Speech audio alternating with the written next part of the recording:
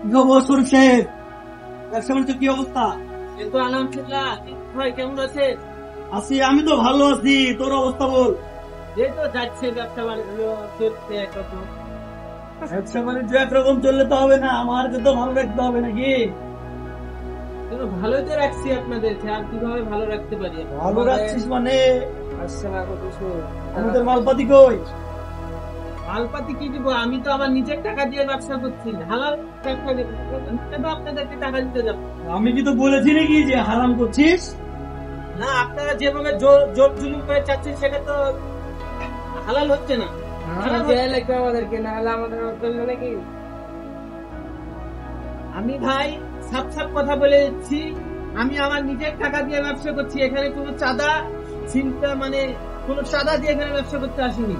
এখানে আমি হালাল ব্যবসা এই শোন, করছি। তোর অনেক কথা শুনলাম, তুই চাঁদা দিবি না আমাদেরকে? না, আচ্ছা চলে গেলাম তোর সঙ্গে। নেক্সট টাইম মুখে কথা হবে না, হাতে কথা হবে। আচ্ছা ঠিক আছে, গেলাম। আমরাও তোকে পারলে দেখে নেবো। আচ্ছা আমাকে অপমান? ওস্তাদ আসছে তো ভাঙড়িয়ালা।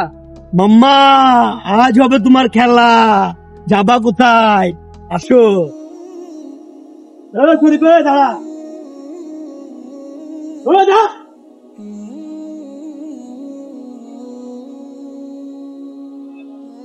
আজ তোকে পাইছি।